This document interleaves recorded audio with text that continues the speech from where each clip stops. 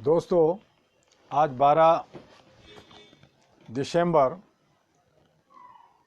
रात में मैं दिल्ली बॉर्डर पे गया हुआ था किसानों के सहयोग में। तो काफ़ी करीब 4 बजे करीब मैं घर आया तो थोड़ा थका हुआ महसूस करता हूँ, लेकिन कोई नहीं, जो मेरी ड्यूटी है, जो आपसे मिलना होता है वो कर रहा हूँ। किसानों की जो दर्द है,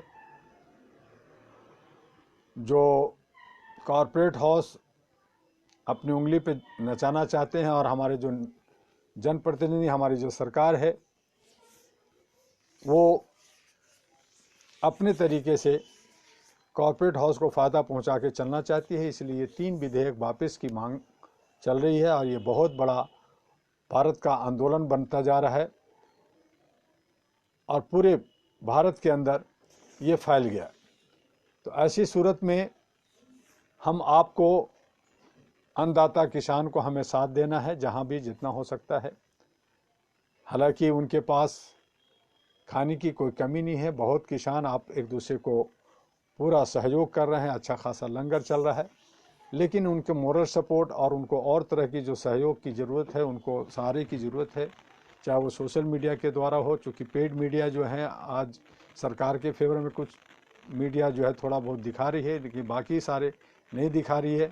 सरकार जो है दमन का, उस पर FIR रोज कर करके उस पर भी हम लोग, अब सुप्रीम कोर्ट में ये मैटर जा चुका है और वहाँ पे हम लोग देखेंगे कि क्या सुप्रीम कोर्ट जनहित में जनता की आवाज़ सुनती है, अन्नदाता की आवाज़ सुनती है, या सरकार की आवाज़ सुनती है। तो उस पर भी हम लोग नज़र रखे हुए हैं।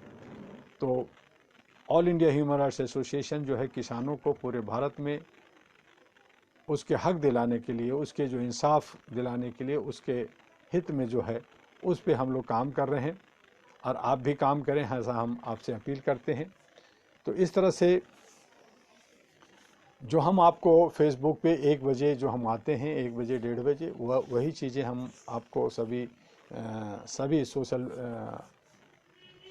मीडिया में डालते हैं, यूट्यूब पे डालते हैं। आप उसके यूट्यूब का हमारा जो ह्यूमन राइट्स डॉक्टर एम दुआ है, वहाँ पे जा कर के आप उसको सब्सक्राइब कीजिए, ताकि आप जब भी आपको फुर्सत मिले, रात में दिन में, उसको आप देख सकते हैं और उसे जो है आगे ज़्यादा से ज़्यादा लोगों तक फॉरवर्ड कीजिए, ताकि हमारे जो विचार हैं, आपके जो संस्था के बारे में जो बताने की ज़रूरत है, उस पर हम लोग बढ़ सकें। हम लोग अमन और शांति के लोग हैं, बिना कोई जात, बिना पात, बिना ऊंच कभी नीच के, इन सारी चीज़ों से उठ कर करके एक कम्युनिटी को साफ़ सुथरा रखना चाहते हैं। देश में अमन और शांति बना रहे, विश्व में अमन शांति बना रहे, इसके लिए काम कर रहे हैं। तो save life of the earth पे हम लोग लगातार काम कर रहे हैं, आप सब भी काम कर रहे हैं। जो लोग दुखी हैं, जो लोगों को आज ठंड में जो है कंबल चादर वगैरह की है, वो सब भी हमारे लोग, जैसे कलकत्ता के लोग हैं, हमारे आंध्रा के लोग हैं, वो लोग काम कर रहे हैं। तो जिसका जो श्रद्धा बनती है, जो उनकी समझ है, उसके हिसाब से करते हैं। लेकिन सभी का मतलब यही है कि हम मानव मानव से प्यार करें और मानव मानव के कहीं न कहीं, किसी न किसी रूप में उसके काम आए। तो इस तरह से हम लोग आगे काम करते रहें। और हमारे बीच में जो शैतानी हरकतें करने वाले लोग हैं, जो गलत तत्व के लोग हैं, जो सत्ता को हथियाना चाहते हैं, जो मलाई सिर्फ खाना चाहते हैं, वो ये नहीं जानते हैं कि मिट्टी से बने हैं, मिट्टी में जाना है। तो वो जो है अच्छा काम करें, जैसा वो कर्म करेंगे वैसा वो फल मिलेगा, ऐसा हमारा धर्मशास्त्र भी कहता है। तो उसके हिसाब से हमें अच्छे सलीके से जाना चाहिए। और ये सारा का सारा जो परपंच है, जो छल है, जो गलत है, वो सब भ्रष्टाचार की वजह से है। जो आज हमारे व्यापारी लोग जो है आगे बढ़ रहे हैं, ऐसे व्यापारी हमारे भारत में हैं जिनका 550 करोड़ प्रतिदिन उनकी इनकम है, और किसी के पास 500 550 पर डे भी वो नहीं कमा पाते, और वो 100-200 रुपये के लिए इधर से उधर भागते रहते हैं, जद्दोजहद करते हैं, पसीना बहाते हैं, मेहनत करते रहते हैं। तो ये जो असमानता की इकाई है, उसको थोड़ा सा ख़त्म करने की बात है। और इस पे हमें अमीरी हटाओ का नारा देते हुए कि अमीर का एक सीमा होनी चाहिए और उस सीमा के अंदर वो काम करें, और उससे ज़्यादा जो है वो राष्ट्र का जो है संपत्ति होना चाहिए, राष्ट्र का इनकम होना चाहिए, और उसको काम करें। जो लोग हमारे जनप्रतिनिधि, जो सरकार हैं, जो हमारे न्यायपालिका है, कार्यपालिका है, विधायिका है, मीडिया है और स्वयंसेवी संगठन है, इन तमाम लोगों को सामाजिक सोच के साथ साथ देश के हित में, देश के लिए, देश के विकास के लिए सोचना चाहिए, उस पर काम करना चाहिए। तभी हम लोग विकास करेंगे, तभी हम लोग ठीक ठाक रह सकते हैं और आने वाला जनरेशन भी आगे बढ़ेगा और आपका पूरे विश्व में भारत का एक नाम होगा, एक इज्जत होगा, जो नाम बिगड़ गया है। जैसा कि आप जानते हैं कि बिहार में बहुत सारे एजुकेशन, बहुत सारे राजा, हमारे राजा अशोक, चंद्रगुप्त, वहाँ और बहुत सारे जो लोग हुए, वहाँ से जीरो मिला, वहाँ से इतिहास मिला, वहाँ से पूरे विश्व का एक विश्वविद्यालय, नालंदा विश्वविद्यालय मिला। लेकिन आज जो है दिल्ली में या दूसरे शहरों में या दूसरे देशों में जो बिहार के लोग होते हैं, हालांकि वहाँ 12 करोड़ की आबादी है, उसमें बहुत अच्छे और बहुत नीचे और बड़े ऊंचे सभी तरह के लोग रहते हैं, लेकिन ओवरऑल कहीं भी रहता है तो उसे बिहारी कहते हैं। और बिहारी कहने का मतलब है कि आप एक तरह से उसे गाली देते हैं या उसको आप हे दृष्टि से देखते हैं कि वो कमज़ोर है। हालांकि ऐसा नहीं है, वो बहुत ही सुलझे हुए समझे हुए लोग होते हैं। लेकिन वहाँ पे जो गरीबी और जो वहाँ की जो व्यवस्था, वहाँ के जो राजनीतिक लोगों ने जो सदियों से जो शोषण किया है, लोगों को प्रताड़ित किया है, लोगों को जो जात पात ऊंच नीच में बांटा है, जहाँ जमींदारी प्रथा थी, जहाँ पे बंधुआ मजदूरी था, तो इन तमाम चीज़ों को लेकर के आज जो है बिहार को बिगाड़ दिया है। और मैंने इसीलिए एग्जांपल लिया कि आज जो है लोग, आज मैं दिल्ली में रहता हूँ, जहाँ भी अगर रिक्शा पुलर हैं या सब्जी बेचने वाले हैं या दुकान चलाने में वाले हैं, तो जब वो सुनते हैं कि बिहारी है तो उनको लगता है कि वो उनको गाली दे रहे हैं। और इस बात पे कई जगह झगड़ा करते हुए भी मैंने देखा और सुना। तो यही हालत कमोबेश हमारे भारत का हो रहा है कि हम जो है इतने नीचे गिरते जा रहे हैं, हमारे इतने जो है जनप्रतिनिधि जमा रहे हैं, हमारे जो सरकार है वो अपनी जो है नीचता इतना गिरा दिया है, इतना अपना मोरल इतना गिरा दिया है कि जब हम विदेशों में होते हैं, अगर लंदन में होते हैं, अमेरिका में होते हैं या दूसरे देशों में होते हैं, तो वो लोग जो है भारत को हे दृष्टि से बहुत ही नीचे नज़रों से देखते हैं कि ये जो है पिछड़ा है, ये जो है अति पिछड़ा देश के लोग हैं और विकसित ये जो है धीरे धीरे बढ़ रहे हैं।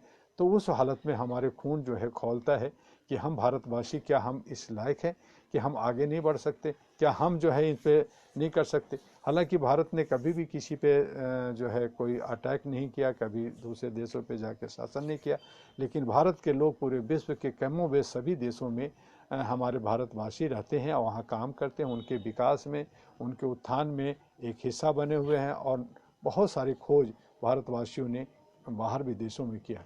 तो उन तमाम चीज़ों को, उन हस्तियों को जोड़ कर करके हम अपने देश को विकास की राह पे ले जा सकते हैं, निर्माण कर सकते हैं। भारत के अंदर हमारे सभी कुछ हैं और हम जो है चाहे वो जापान हो, चाइना हो, अमेरिका हो, चाहे जर्मन हो, चाहे ब्रिटेन हो, हम उन तमाम शहरों से, पेरिस हो, उनसे हम बहुत आगे निकल सकते हैं। और इसके लिए जो है इच्छा शक्ति हमारी जो है मजबूत होनी चाहिए, हमारे समाज और देश के लिए एक अच्छा लगाव होना चाहिए।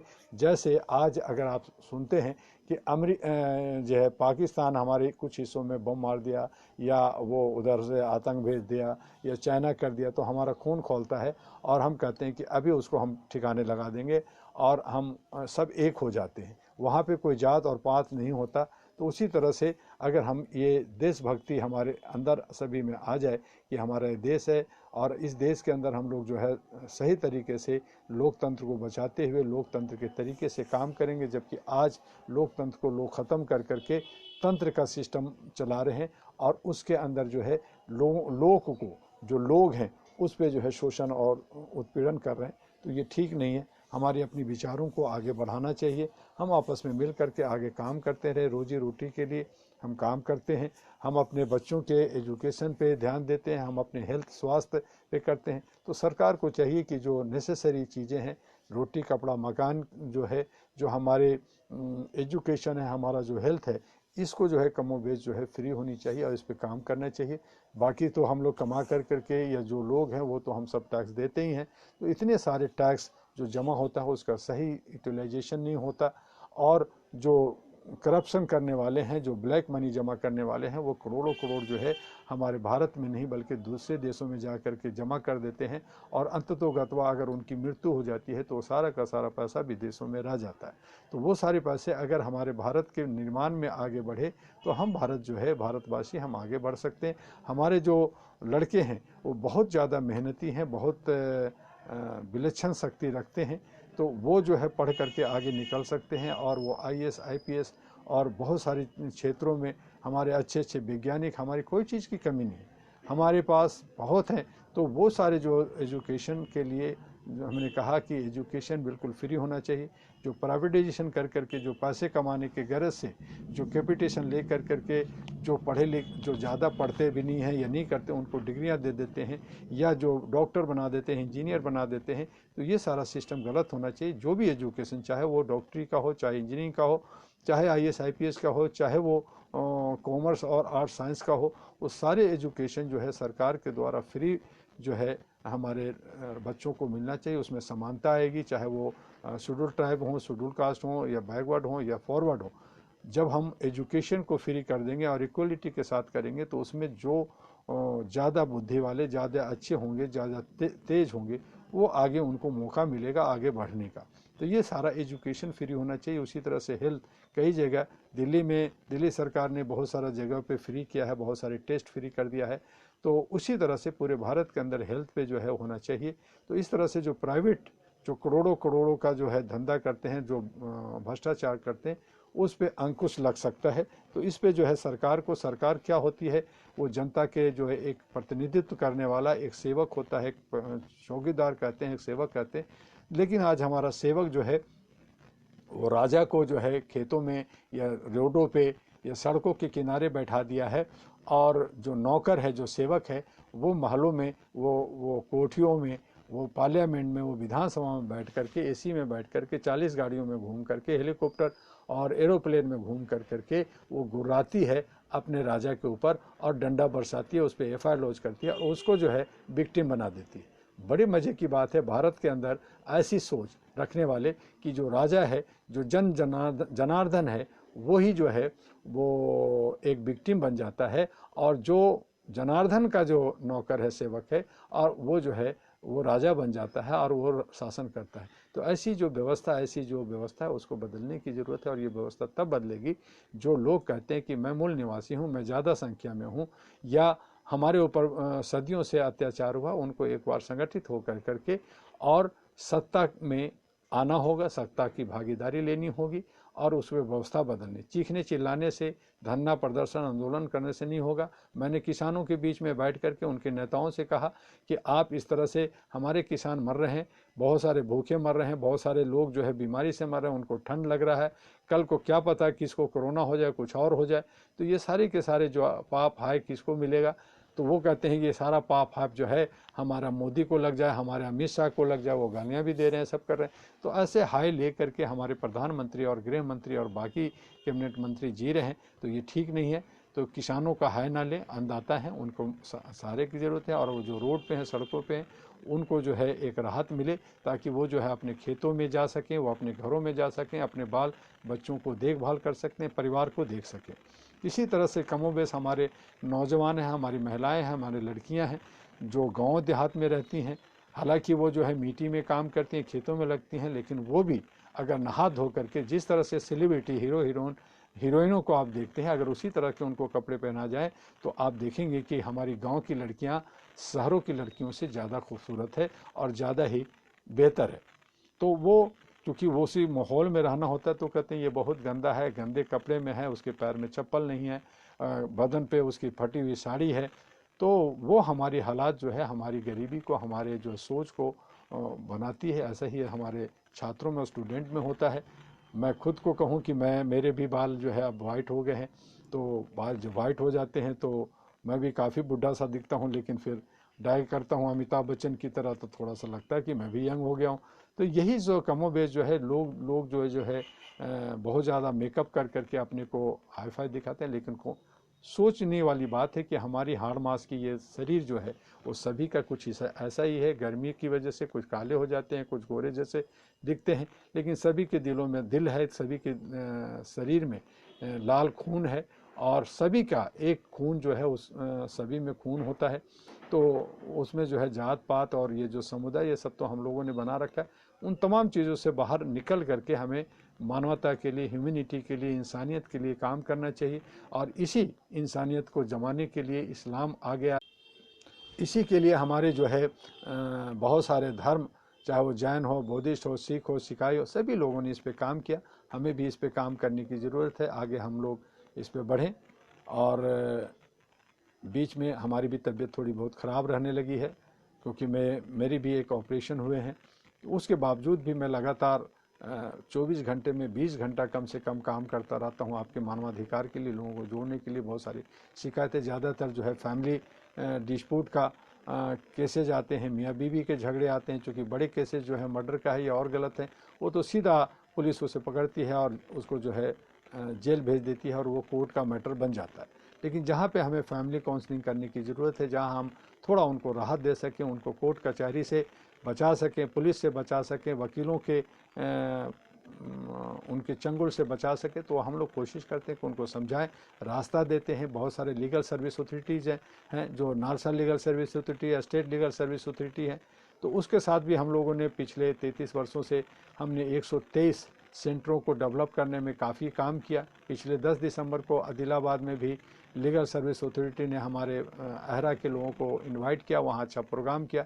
संदीप जी थे वहाँ पे, कांता राव थे और हमारे साथी थे मिस्टर समी, अबुल समी और बहुत सारे लोग थे। तो वो सारे लोग काम कर रहे हैं। सरकार को भी हम लोग साथ देना चाहते हैं, लेकिन उनकी मनः स्थिति ठीक होनी चाहिए, उनकी सोच अच्छी होनी चाहिए और वो जो है भागीदारी के साथ लेकर के काम करें। लेकिन वो ऐसा नहीं करते, वो हमें डंडा मारते हैं या वो कहते हैं कि मैं बड़ा हो गया, जबकि वो हमारे सेवक हैं। तो इन सारी विचारों को थोड़ा समझने की ज़रूरत है, आगे ले जाने की ज़रूरत है और हम सब मिलकर के इस पे काम करें। ऐसे ही हमारे आपके बीच में लगातार बात होते रहेगी। आप जो है हमारे ह्यूमन राइट्स डॉक्टर एमी दुआ जो यूट्यूब है उसको आप ज़्यादा से ज़्यादा सब्सक्राइब कीजिए, ज़्यादा से ज़्यादा उसको शेयर कीजिए, ताकि आपको ज़्यादा से ज़्यादा उस पर बात कर सकें और ये जो है पूरे विश्व में पहुंच सके। उसमें जो है ज़्यादा से ज़्यादा अगर आप सब्सक्राइब करते हैं तो वो जो है वो आपका वो उसका रेटिंग बढ़ता है, और रेटिंग बढ़ने से क्या होता है कि वो विश्व में ज़्यादा से ज़्यादा लोग उसको देखते हैं। तो इस तरह से आप अगर आपका अपना है या जो हमने आपका ह्यूमन राइट्स एरा जो फेसबुक पे जो मैं आपको रोज़ आता हूँ, उसको भी आप जो है शेयर कीजिए, सब्सक्राइब कीजिए, फॉलो कीजिए और उसको फॉरवर्ड कीजिए। तो इस तरह से हम लोग आगे बढ़ें। बस आज इतना ही, कल फिर हम मिलेंगे, इसी तरह से रोज़ मिलेंगे। आप रोज़ हमसे 1 बजे फेसबुक पे थोड़ा सा 5-10 मिनट आगे पीछे हो जाता है, और वो वजह यह है कि लगातार मैं भी जहाँ भी आंदोलन होता है वहाँ मैं जाता हूँ, उनके बीच में बैठता हूँ। वहाँ पे कोई हम लोग कोई अपना झंडा पर रखा नहीं लगाते, उनको हमें साथ देना होता है तो हम साथ देते हैं। और यही उम्मीद करते हैं कि सभी लोग मिल करके जो आज 2000 से ज़्यादा मानवाधिकार पे जो संस्थाएं बना है, उनसे भी मैं कहना चाहता हूं कि वो सब लोग इकट्ठे होकर करके और एक शक्ति ताकत बना करके अगर मानवाधिकार पे काम करना है तो काम करें। और अगर ऐसा नहीं है, अगर ऐसा सोच नहीं है और वो गलत नीयत से काम कर रहे हैं तो अपनी दुकानदारी बंद कर दें। और ऐसा नहीं करेंगे तो मैं सरकार को, कई बार मैंने लेटर लिखा, दोबारा लिखूंगा कि ऐसे लोगों को बंद किया जाए। ह्यूमन राइट्स कमीशन एक डिपार्टमेंट होता है, उसका कोई पब्लिक मेंबर नहीं होता, उसमें लोग नौकरी करते हैं और वो भी हम लोग उनके अथक प्रयास से ही बना है, तो उनको काम करने दें।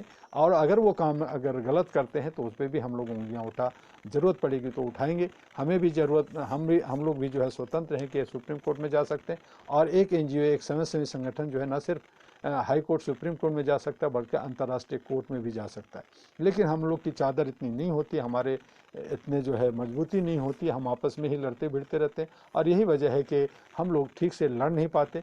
तो लड़ने के लिए भी हमें ताकत चाहिए और उसके लिए मैंने कहा कि एक जो है ह्यूमन लाइब्रेरी, ह्यूमन चैन, आप ज़्यादा से ज़्यादा लोगों को जोड़ें। उसी में आपको कुछ ऐसे लोग भी मिलते जाएंगे जो अच्छे काम करेंगे। तो ज़रूरी नहीं है कि डॉक्टर दुआ ही काम करेगा या खालिद पाशा करेगा या संतनु करेगा या सुनील मंधानी करेगा या अजय राव करेगा, तो या और भी लोग हैं वही काम करते हैं, या मिस्टर अशोक जगजू करते रहें। ऐसे बहुत सारे लोग हैं। और उसके साथ साथ जो आप जितने और हम चाहते हैं कि ज़्यादा से ज़्यादा अच्छे अच्छे लोग आएँ और इस पे काम करें। ये सबका प्लेटफॉर्म है, सिर्फ मेरा नहीं है, आप सबका है। बस इतना ही आज आपका डॉक्टर एमी दुआ। जय हिंद, जय भारत।